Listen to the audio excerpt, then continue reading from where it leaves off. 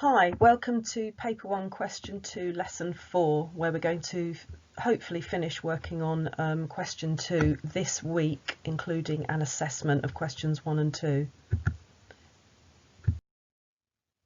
So the objectives today are to review the petal technique, looking quickly at what we did on Dracula last week, or last teaching week.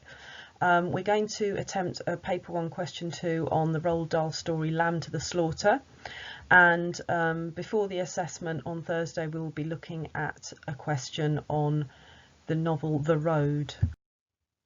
So again, this is the structure of the question. You have to read a short passage from the extract and how does the writer use language here to, and then it'll give you what the writer's trying to do, and you need to pick out interesting words, phrases, language features, techniques, and if appropriate, sentence forms. So the date for this lesson was originally the 22nd of October, but we've continued it on to the 2nd of November. This was the work that we did on vampires in the last lesson. So we were reading an extract from Dracula, and the idea that we were going to write one petal paragraph about, so half a paper 1 question 2 was two colours of red are mentioned which associate the reader's thoughts about the girl with blood and vampires, and this was the example paragraph which I wrote. You can stop the video to read this and remind yourself, and the colours are black for the point, blue for the evidence, dark red for the techniques, and purple for the analysis.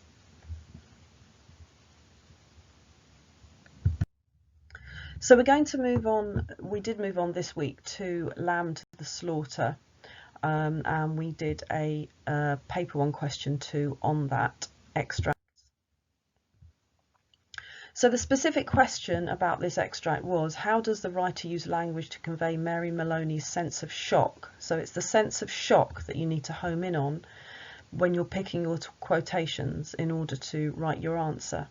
Okay, so you're looking for words, phrases, language features, techniques, and potentially sentence forms. And sentence forms do actually come into this answer if you want to pick that aspect of the text. This is going to be a bit of a shock to you, I'm afraid, he said, but I've thought about it a good deal and I've decided the only thing to do is tell you right away. I hope you won't blame me too much, and he told her. It didn't take long, 4 or 5 minutes at most, and she sat very still through it all, watching him with a kind of dazed horror as he went further and further away from her with each word. So there it is, he added, and I know it's kind of a bad time to be telling you, but there simply wasn't any other way. Of course I'll give you money and see that you're looked after, but there needn't really be any fuss. I hope not, anyway. It wouldn't be very good for my job. Her first instinct was not to believe any of it, to reject it all. It occurred to her that perhaps he hadn't even spoken, that she herself had imagined the whole thing. Maybe if she went about her business and acted as though she hadn't been listening, then, later, when she sort of woke up again, she might find none of it had ever happened. I'll get the supper, she managed to whisper, and this time he didn't stop her. When she walked across the room, she couldn't feel her feet touching the floor. She couldn't feel anything at all, except a slight nausea and a desire to vomit. Everything was automatic now. Down the stairs to the cellar, the light switch, the deep freeze, the hand inside the cabinet taking hold of the first object it met. She lifted it out and looked at it. It was wrapped in paper, so she took off the paper and looked at it again. A leg of lamb. All right then, they would have lamb for supper.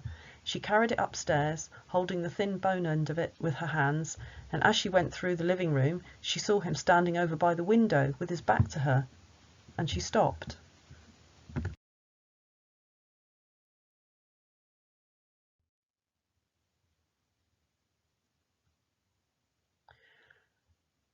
This is the question again.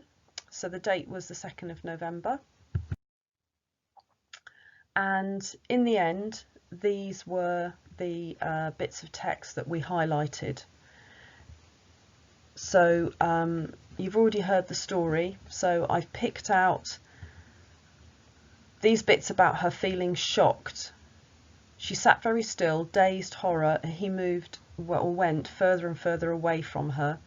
Her first instinct was not to believe, reject, perhaps imagined, maybe, hadn't been listening, woke up. None of it ever happened.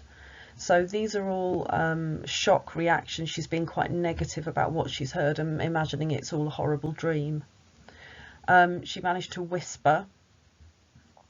So we're now moving on to the physical features rather than the mental features over on this side. So now she couldn't feel her feet, she couldn't feel anything. There's quite a lot of repetition.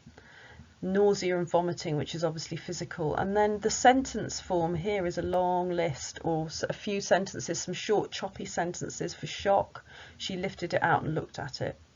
So there's a short sentence. So she's on autopilot. The word automatic appears here, and it shows that she's just acting on instinct, on reflex, which are all words that you can bring into your answer. Okay.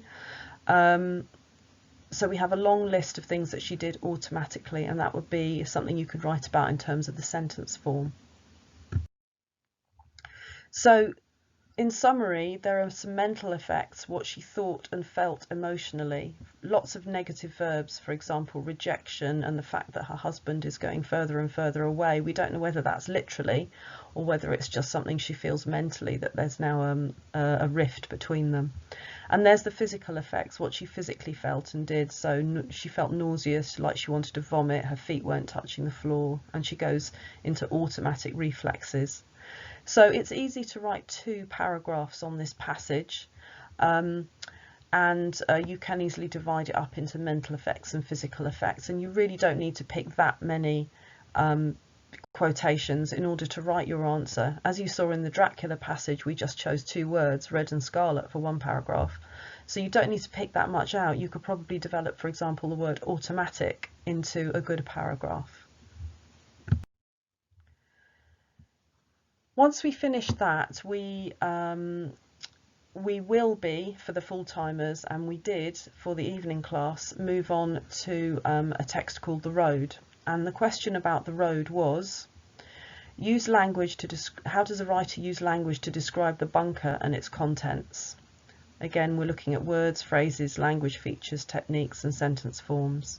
How does he use language to describe the bunker and its contents? So this is from a novel called The Road, which was also made into a film. This is the passage. The bunker was walled with concrete block, a poured concrete floor laid over with kitchen tile. There were a couple of iron cots with bare springs, one against either wall. The mattress pads rolled up at the foot of them in army fashion. He turned and looked at the boy crouched above him, blinking in the smoke rising up from the lamp. And then he descended to the lower steps and sat and held the lamp out. "Oh my God," he whispered. "Oh my God." "What is it, Papa?" "Come down." "Oh my God, come down." Crate upon crate of canned goods, tomatoes, peaches, beans, apricots, canned hams, corned beef, hundreds of gallons of water in 10-gallon plastic jerry jugs.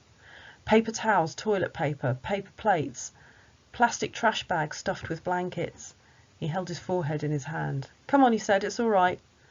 "What did you find?" "I found everything. Everything." What could you write about? Well, if you look at this passage, you can see that the first paragraph describes the bunker in very desolate terms. Concrete, bare, army. There's quite a lot of repetition about his amazement at what he's finding. "Oh my God" is repeated, "come down" is repeated, and everything is repeated. And in the second long paragraph, we have a long list to show the plenty that they found in the bunker and how much that must amaze and please them. So there are at least 3 things you can write about: the desolate language in the first paragraph, the language of plenty in this paragraph, and the repetition of complete amazement which comes in between. So that was the lesson on question 2. That will be all the work we do on it, and that will be followed by a short assessment, and then we will move on to question 3, structure. Feel free to watch my other revision video on, sorry, not my revision videos, but Mr. Bruff or Mr. Salis or Mrs. Whelan about paper 1 question 3, structure. and we'll be doing that next week. Thank you.